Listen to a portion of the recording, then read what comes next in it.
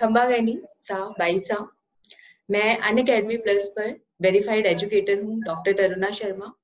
हमारी topper series के अंदर आज हमारे साथ एक ऐसी शख्सियत है जो लाखों लोगों के लिए एक एग्जाम्पल साबित हो सकते हैं, उदाहरण बन सकते हैं, जिन्होंने चुरू गांव से 10वीं और 12वीं की परीक्षा पास की और उसके बाद उन्होंने कलकत्ता से इंजीनियरिंग किया और उसके बाद पूरे वर्ल्ड में घूमे हुए हैं। 40-50 देश में मरीन इंजीनियर रहे हैं, मर्चेंट नेवी में थे।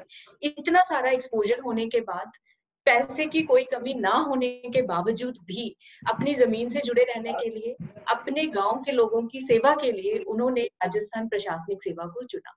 तो उनका नाम बलवान सिंह जी। मैं आपका स्वागत करती हूँ Unacademy live RPSC YouTube channel पे। तो आप थैंक यू मैडम। आप अपने बारे में थोड़ा सा जो भी आप बताना चाहें, मतलब आप इस स्ट्रीम में कैसे आए, क्या वो विचार था जिसने आपको आरएएस बनने के लिए मतलब बहुत ज्यादा वो किया, मोटिवेट किया? यस, जैसे कि मैडम ने बताया, मेरा नाम बलवान सिंह है। मैं चूरू जिले के भी एक छोटे से गांव का रहने वाला हूँ। और वैसे मेरा गांव ऐतिहासिक गांव है जो आरएएस के सिलेबस में भी है। ददरेवा गांव है जो गोगासी का गांव है। अच्छा, ददरेवा, ठीक है। वहां से मैंने क्लास 10 तक पढ़ाई किया। उसके बाद शहर में जाके 12वीं तक की पढ़ाई की और उसके बाद मैं कोटा में आईआईटी जेई की प्रिपरेशन के लिए गया था। जी और सर। वहां से जेई क्लियर करने के बाद मैंने इंजीनियरिंग में एडमिशन लिया जो कलकत्ता में था। और मेरी ब्रांच थी मरीन इंजीनियरिंग, जिसे हिंदी में बोलते हैं समुद्री इंजीनियरिंग। जी सर। उसके बाद मैंने मर्चेंट नेवी में 6-7 साल तक जॉब किया है। 2-3 प्रमोशन भी मेरे वहाँ हुए हैं और लाइफ को काफी इंजॉय किया है वहाँ पे। जी सर। उसके बाद ऐसा था कि वहाँ थोड़ी घुमंतू टाइप लाइफ थी। एक कंट्री से दूसरे कंट्री में जाना था और जो अपना बचपन में सपना होता है कि हम कहीं घूमें फिरें या फॉरेन कंट्रीज में भी जाएं, वो सारे पूरे होने के बाद एक ऐसी फीलिंग ने जगह बनानी शुरू कर ली कि अब अपने घर पे ही सेटल हो जाते हैं। और मुझे फिर जैसे मैंने कुछ ऑप्शंस लिए, उनमें सबसे बेहतरीन ऑप्शन यही लगा कि अपने को आरएस का एग्जाम देना चाहिए। और इसको मैंने 2016 में एग्जीक्यूट किया। पहली बार एग्जाम दिया, एक ही बार में सारे स्टेजेस क्लियर हो गए, प्री मेंस इंटरव्यू।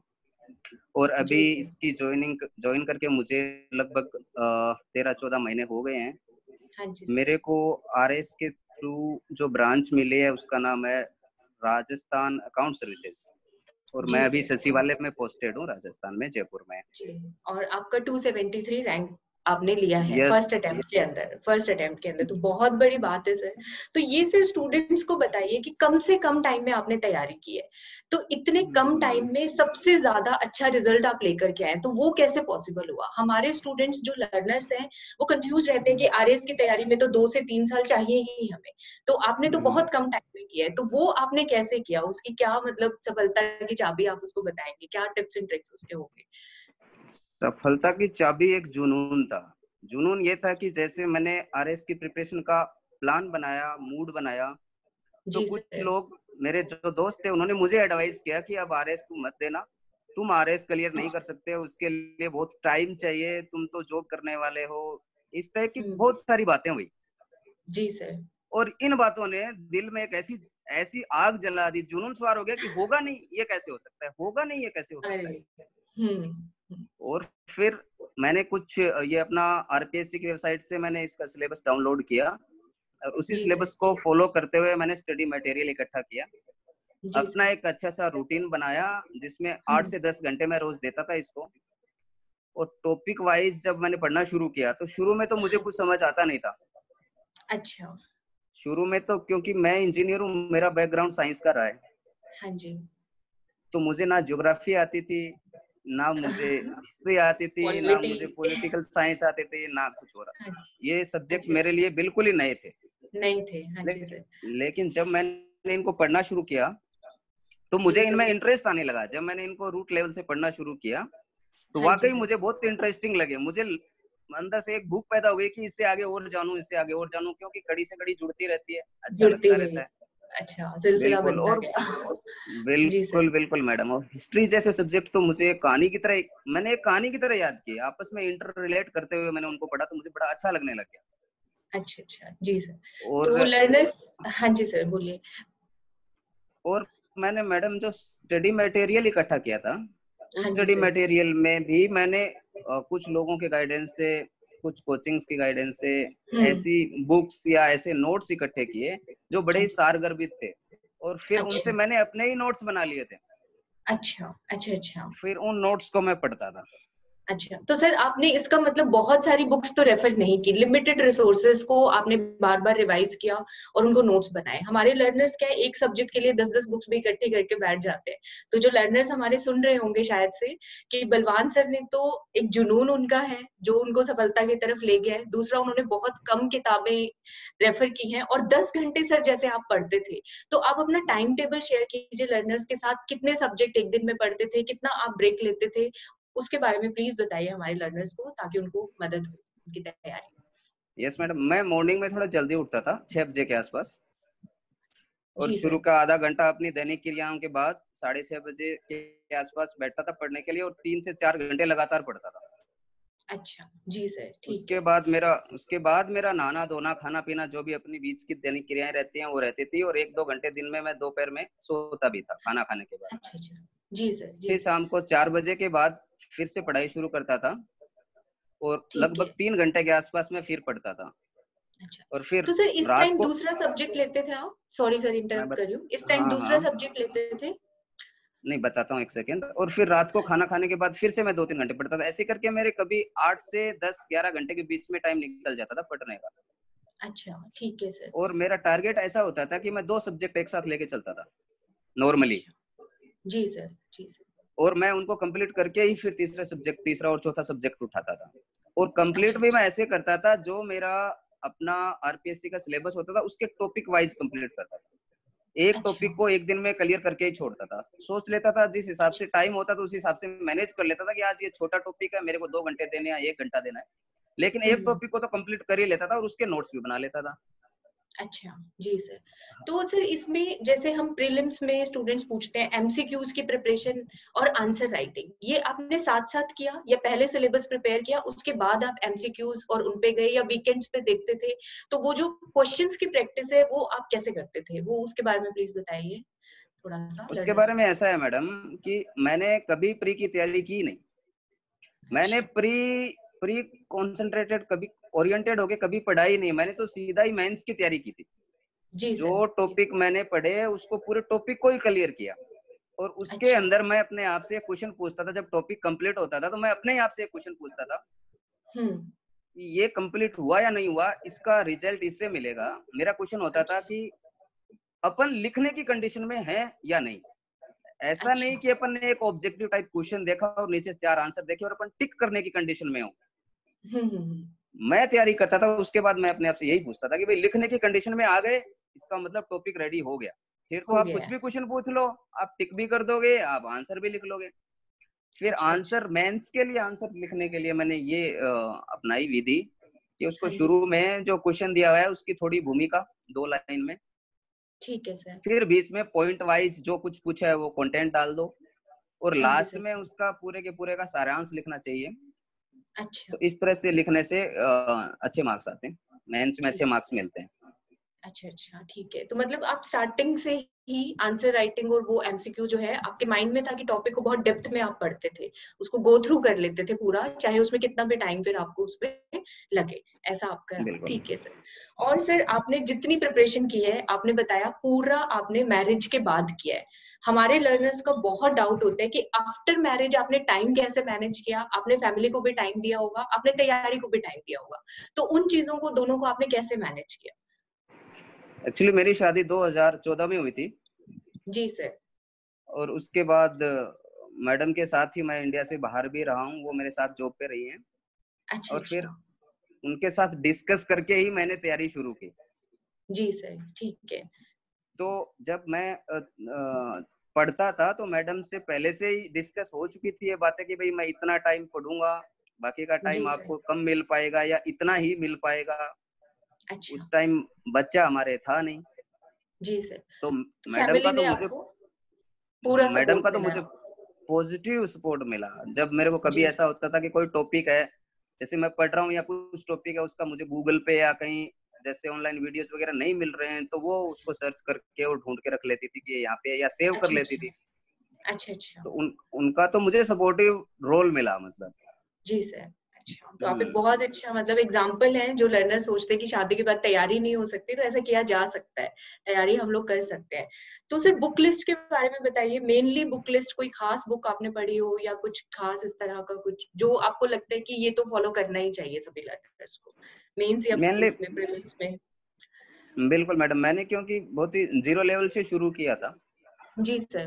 तो मैं बहुत ज्यादा गूगल का या ये जो अपना ऑनलाइन प्लेटफॉर्म से इनका बहुत ज्यादा यूज करता था। हालांकि मैंने अच्छा। 2016 में तैयारी की थी, हाँ तब ये जी सर। ऑनलाइन प्लेटफॉर्म्स इतने ज्यादा नहीं थे। जैसे आपका अनअकैडमी भी 2016 में शायद स्टार्टिंग फेज में ही था, हाँ जी सर। अनअकैडमी का भी, है ना। हाँ जी सर। जी तो सर। इस तरह से मुझे ज्यादा मटेरियल मिलता नहीं था, या फिर मिलता भी तो मुझे खोजने में थोड़ा टाइम लगता था।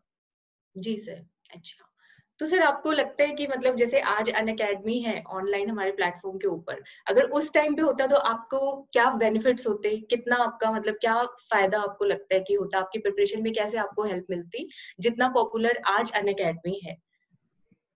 ये तो पहली चीज तो सीधी सी है कि मैडम, इसमें मेरे को जैसे अभी मैंने बताया, खोजने में बड़ा टाइम जाता था। हाँ जी। और फिर जो अगर कंटेंट मिल भी जाता था तो वो सिस्टमेटिक नहीं होता था। जी अभी सर। अनअकैडमी अभी के हालात देखें तो अनअकैडमी बिल्कुल टॉपिक वाइज एक हाँ जी छोटे सर। शॉर्ट फॉर्म में वीडियोज बना करके प्रोवाइड करवा रहे हैं। हाँ उनको जी। जी खोजना भी सर। बहुत इजी है, टाइम कंज्यूम भी नहीं होता, और फिर कंटेंट भी उनके अंदर बहुत अच्छा होता है। अच्छे हाँ जी। एजुकेटर भी अनअकैडमी पे अभी हैं। हाँ जी सर। जी और सर। ऑनलाइन प्लेटफॉर्म है, तो इससे तो बहुत ही फायदे हो रहे हैं। घर बैठे बैठे देश के, गांव के किसी भी छोटे से कोने में बैठ के आप ये सब देख सकते हो, क्योंकि आजकल स्मार्टफोन हाँ, तो हर और किसी के पास मिल ही जाता है। किसी के पास है और अफोर्डेबल भी है, मतलब आपको अपना घर छोड़ बिल्कुल के जाने की जरूरत नहीं है कहीं पे पढ़ाई के लिए, आप घर पे बैठ के और बहुत अफोर्डेबल उस तरीके से तैयारी कर सकते हैं। और बिल्कुल। Sir student. हाँ जी दूसरी सर। चीज जी ये कि सर बोलिए। स्टूडेंट्स जो शहर में आके पढ़ने में कुछ लोग सक्षम भी नहीं होते, हो सकता है उनका ये अपना फाइनेंशियल बैकग्राउंड भी थोड़ा कमजोर हो। हाँ जी सर। अब जी सर। जी शहर में सर। रहने के लिए आपको रूम भी लेना है, आपको फीस भी देनी है, फिर हो सकता है रूम थोड़ा दूर मिले तो ट्रांसपोर्टेशन का चार्जेस भी लगते रहते हैं। हो सकता है जी गांव सर। का लड़का हिचकिचाए भी, हिचकिचाहट भी होती है एक बड़े शहर में आके। तो हाँ वो जी सारी सर। चीजें मिट जाती हैं ऑनलाइन पे। अगर ऑनलाइन प्लेटफॉर्म पे आपको स्टडी मटेरियल मिल जाए, ढंग की गाइडेंस मिल जाए, तो ये सारी चीजें, जी सर। ये संशय मिट जाते हैं। ठीक है। और सर तैयारी में आपने कोई डिफिकल्टी फेस की हो, आरएएस की तैयारी के टाइम आपने 7 मंथ्स पढ़ाई की है बहुत फोकस के साथ, तो उसमें कोई दिक्कतें भी आई आपको उसके अंदर? दिक्कतें मैडम मेरे को ये आई थी कि मैंने एक कोचिंग की टेस्ट सीरीज ज्वाइन की थी। जी सर। टेस्ट सीरीज ज्वाइन करनी भी चाहिए। जी सर। तो जब मैं पेपर शुरुआती फेज में जब पेपर देने जाता था, हाँ जी तो सर। मेरी रैंक बड़ी पीछे आती थी। अच्छा। और मेरे जी फ्रेंड्स सर। मुझे यही बोलते थे कि जब तुम्हारे पास जॉब है तो क्यों ना तुम जॉब पे चले जाओ, तुमसे ना हो अच्छा, पाएगा। अच्छा। अच्छा, अच्छा। लेकिन मैंने पर उनको कहा कि आपने जब तक हाँ जी मैंने सर। उनको कहा कि जब तक मुझे आरपीएस ही ना नकार दे, वो मुझे हुँ, जब तक ये नहीं बोल दे कि आप डिस्क्वालीफाई हो, तब तक मैं पीछा नहीं छोड़ने वाला हूँ। हुँ। और जिस और जिस सब्जेक्ट में मेरी रैंक पीछे आ जाती थी, मैं उसी का कुछ मटेरियल ढूंढता था, और फिर 2-4 दिन, अगले 2-4 दिन में उसको तैयार करके अपने कॉन्फिडेंस को वापस बिल्डअप करता था। और फिर जब 2-3 महीने हो गए मुझे तैयारी करते, तो मेरी रैंक फिर टॉप में आने लग गई थी। हर सब्जेक्ट में अच्छा, अच्छी अच्छा। रैंक आने लग गई थी। अच्छा, अच्छा। जी। तो लर्नर्स को मुझे लग रहा है बलवान सर से सीखने को मिलेगा कि कोई आपको कुछ भी बोले, आपको खुद के अंदर कॉन्फिडेंस होना चाहिए कि आपको तैयारी करनी है और आपको रिजल्ट्स मिलते भी हैं उससे। और सर कोई टिप्स एंड ट्रिक्स जो बहुत आपको लगता हो लर्नर्स को बहुत ज़्यादा काम आएगी, आप लर्नर्स को बताना चाहें, जो भी आपको लगता है लर्नर्स के लिए मतलब बहुत काम आएगी उनको उनकी पढ़ाई में? बिल्कुल मैडम, जो मैंने अपनाया वो बता देता हूँ, शेयर कर देता हूँ। हाँ जी सर, ज़रूर। मैंने सबसे पहली चीज ये अपनाई कि मैंने अपने नोट्स जो बनाए स्टडी मटेरियल इकट्ठा करने के बाद, हाँ जी सर। उन्हीं नोट्स को मैंने बार बार पढ़ा। मैंने ऐसा नहीं है कि 10 बुक इकट्ठी कर ली, या फिर किसी ने बताई कि ये बुक अब पढ़ लो, फिर 2 दिन बाद किसी दूसरे ने बताई कि अब ये बुक पढ़ लो। मैंने ऐसा फॉलो नहीं किया। मैंने अच्छा, अपने ही अच्छा। रजिस्टर बनाए, हैंड रिटन नोट्स हैं मेरे पास। अच्छा, अच्छा। जी और सर। उन्हीं नोट्स को मैंने बार बार पढ़ा। अगर उनमें कुछ ऐड करना था या कुछ हटाना था, तो मैंने वहीं पे करेक्शन करके कुछ ऐड कर दिया, कुछ हटा दिया, लेकिन मैंने पढ़े तो वही नोट्स। वही नोट्स पढ़े आपने। ठीक। बिल्कुल, पहली चीज तो मैंने ये की। दूसरा, अच्छा। जैसे मैंने सिलेबस का प्रिंट आउट निकाला था, हाँ जी सर। उसमें मैंने एक भी पॉइंट छोड़ा नहीं। नॉर्मली क्या होता अच्छा। है कि जिस सब्जेक्ट में हमने ग्रेजुएशन किया रहता है, जी सर। लोग उसको तो ज्यादा टाइम देते हैं क्योंकि वो उनको इजी लगता है, पहले से थोड़ा फेमराइज रहते हैं उससे। हम्म। और जो हार्ड सब्जेक्ट लगता है, जैसे आर्ट बैकग्राउंड का बच्चा है, वो साइंस में थोड़ा डिफिकल्टी महसूस करता है, तो वो हाँ उसको जी। इतना ज्यादा उस पर ध्यान दे नहीं पाता। वो सोचता है इसमें थोड़े कम मार्क्स आ जाएंगे, मैं आर्ट्स में हम्म। ज्यादा मार्क्स ले आऊंगा। जी लेकिन सर ऐसा जी। आरएस में ये वाला फंडा लागू होता नहीं है। आरएस के अंदर अच्छा। एवरेज एवरेज सभी टॉपिक्स आपको एवरेज आने ही चाहिए। आने ही चाहिए। जी सर। हाँ, तो ठीक हर है। सब्जेक्ट में जब एवरेज आपको आता है तो आप लगभग सारे क्वेश्चन अटेम्प्ट कर सकते हो, और कुल मिलाकर के आपका जो रिजल्ट है वो थोड़ा अच्छा हो सकता है। अच्छा अच्छा। इसके अलावा ये कि कंटिन्यूशन तो जरूरी है ही मैडम। ऐसा हाँ नहीं जी है कि सर। आप 10 दिन पढ़े 5 दिन आप खेल रहे हो, 10 दिन पढ़े 5 दिन आप खेल रहे हाँ हो, ऐसा जी, नहीं है। कंसिस्टेंसी जैसे बहुत। कोरोना काल में जो एक अभी नाम चल रहा है क्वारंटाइन, हाँ जी। वो बड़ा परफेक्ट था। अपने आप को क्वारंटाइन कर लो, हाँ। 6 7 8 महीने के लिए अपने आप को क्वारंटाइन कर लो, तो बात बन सकती है अगर बड़ा ढंग से बन काम करो सकते, तो। ढंग से काम करो तो कोई जरूरी नहीं है कि स्टूडेंट्स को 2 से 3 साल लगाने ही है। अगर आप फोकस्ड बिल करें, 6 से 8 महीने तैयारी करें। तो बलवान सर ने किया है, बिल्कुल गांव से जमीन से जुड़े हुए हैं, सारी जगह घूम के फिर जमीन पर आके लोगों की सेवा करे, तो कोई भी कर सकता है। मुझे जो लगता है हर कोई लर्नर जो जिस भी किसी भी गांव में भले ही कहीं भी रह रहा हो, तो कोई भी इसको क्रैक कर सकता है एग्जाम को, कोई मुश्किल बात नहीं है। बिल्कुल तो मैडम, और कॉन्फिडेंस तो है ही। अपने को हाँ जी सर। जनता क्या बोल रही है, कोई क्या सोच रहा है, किसी का सिलेक्शन हुआ है नहीं हुआ है, इन चीजों से क्या करना है।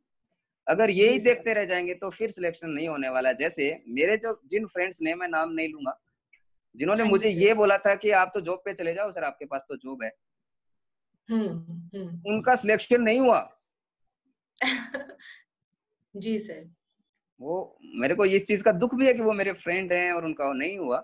हम्म लेकिन हम्म जिन्होंने मुझे गाइड किया था उनका हुआ नहीं। मेरे के अंदर बस एक जुनून और कॉन्फिडेंस था, वो दोनों चीजों ने मुझे हम्म। आगे बढ़ाया, और उन्हीं चीजों ने मुझे पढ़ने के लिए बाध्य भी किया।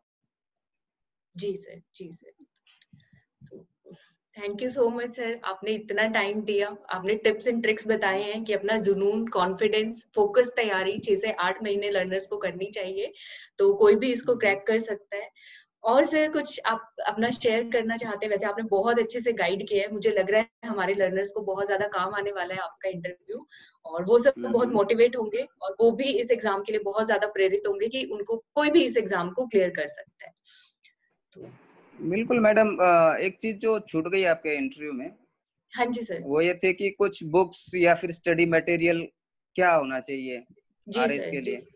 हाँ जी सर। तो मोटी मोटी बुक्स आती है मैडम, वो तो किसी काम की नहीं है। अगर अपन एक बुक पढ़ने बैठ जाए तो पूरा साल चला जाएगा और याद भी होता नहीं है। हम्म।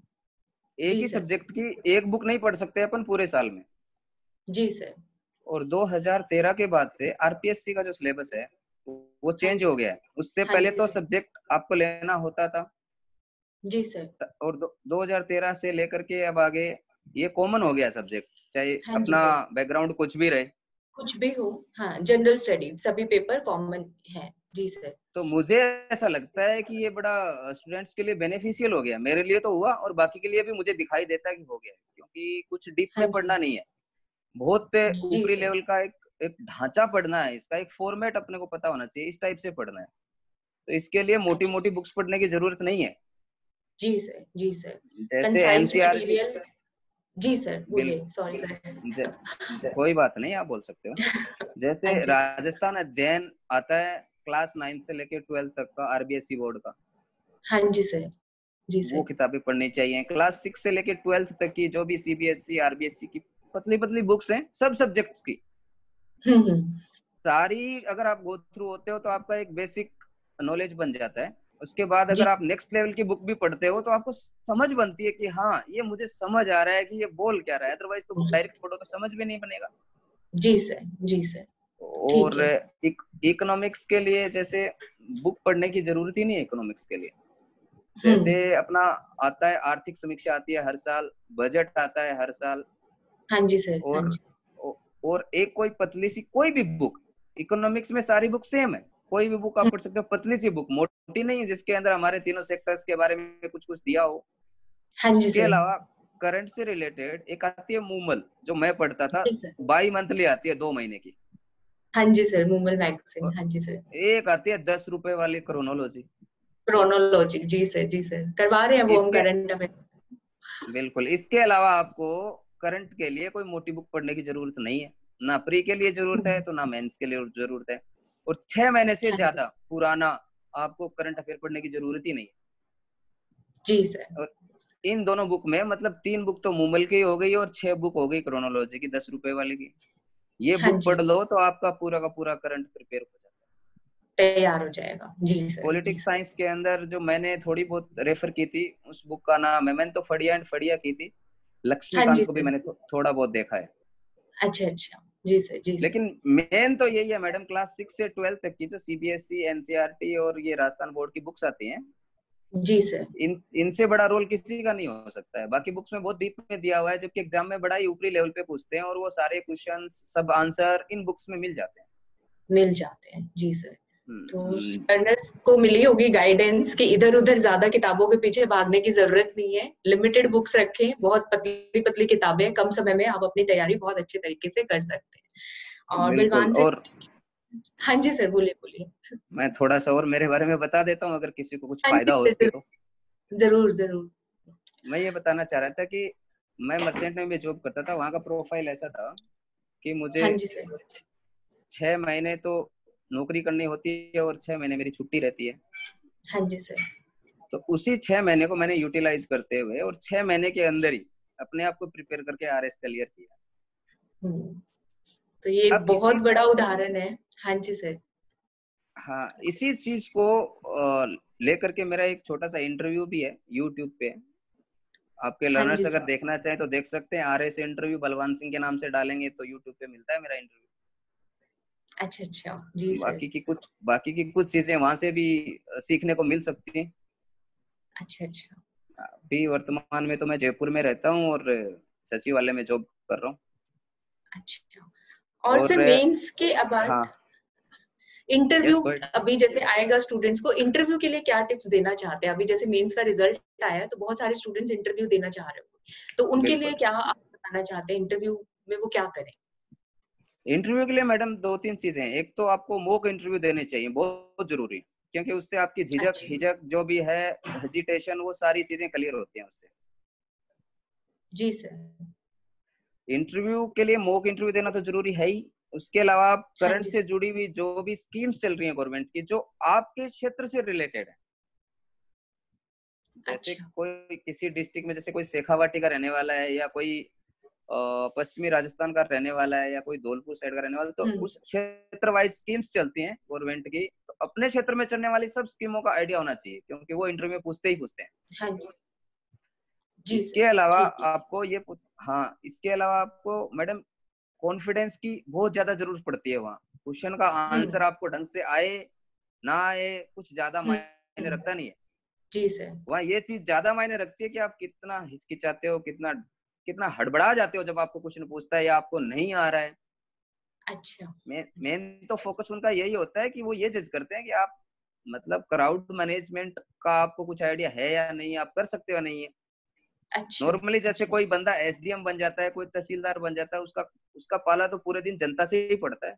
हाँ जी। जी सर, अगर वो बिल्कुल। तीन तीन एग्जामिनर के सामने हड़बड़ा रहा है, तो अगर सामने 1000 लोगों ने धरना दे रखा है, तो वो कैसे मैनेज करेगा। कैसे तो मैनेज करेगा?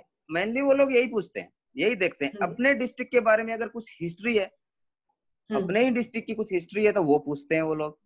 जी या सर। फिर ज्वलंत मुद्दे जो चल रहे हैं, जैसे अभी तो ज्वलंत मुद्दे बहुत सारे चल रहे हैं करंट से जी रिलेटेड। सर। हाँ जी सर। सीएए चल रहा है, एनआरसी चल रहा है, लॉकडाउन चल रहा है, कोरोना चल जी रहा सर। है, 370 35A धारा चल रही है, राम मंदिर हाँ चल जी। रहा है, ये सब का चाइना। डीपली। चाइना चल रहा है, नेपाल से झगड़ा चल रहा है, तो इन चल चीजों रहा का है। रूट लेवल से लेकर के आज तक का जो भी इतिहास है, थोड़ा सा ही है, उसके बारे में थोड़ी जानकारी होनी चाहिए। और जो जी सर। वैश्विक मुद्दे हैं, जैसे वैश्विक मुद्दे हैं, जैसे ग्लोबल वार्मिंग है, कुछ हम्म। आतंकवाद है, इन चीजों पे कभी कभी डिस्कशन हो जाता है। इस टाइप की जी चीजें सर। पढ़नी चाहिए, ना कि मैन से रिलेटेड सारा सिलेबस कब पढ़ने बैठोगे, कब पढ़ सकते हो, संभव नहीं। अच्छा अच्छा अच्छा। जी हाँ, सर। और ऐसे पॉलिटिकल साइंस वगैरह में जैसे कोई संविधान में अभी हाल फिलहाल में कोई संशोधन हुआ है, हम्म। बहुत ही कोई इंपॉर्टेंट चीज है, राजस्थान का सियासी घमासान चल रहा है, इससे रिलेटेड हम्म। क्वेश्चन पूछ सकता है, क्योंकि पूछ ये सकते संविधान हैं। से जुड़ रहा है। जुड़ रहा है। जी सर, जी सर। हाँ बिल्कुल, ये कोर्ट में चले गए हैं स्पीकर के खिलाफ, बहुत कुछ है जो संविधान से रिलेटेड है इसमें। हाँ, तो मतलब जो हाँ तो ज्वलंत मुद्दे जो करंट में उसी टाइम पे चल रहा हो उस पे ज्यादा फोकस रहता है इंटरव्यू के अंदर। बिल्कुल, और उस पे जीरो से लेकर के ऊपर तक पूरा आइडिया होना चाहिए। ऐसा नहीं है कि गहलोत साहब और सचिन पायलट जी लड़ रहे हैं, इतने से काम नहीं चलेगा। जीरो से पता होना चाहिए कि भाई क्या क्या रूल लागू हो रहे हैं, संविधान की कौन सी शेड्यूल हाँ लागू हो रही है, क्या हो रहा है, ये सारी चीजें। जी सर, ठीक है सर। तो sir hmm. Thank you so much, आपने इतना टाइम दिया। मुझे लग रहा है आज का इंटरव्यू बहुत ज्यादा काम आएगा लर्नर्स को। प्री मेंस इंटरव्यू में हर गांव का बच्चा तैयारी कर सकता है, आप सबके लिए बहुत बड़ा उदाहरण है। और thank you so much sir इतना सारा टाइम देने के लिए। बहुत बहुत धन्यवाद आपका। Thank you so much. Thank you madam, thank you. Thank you. Okay.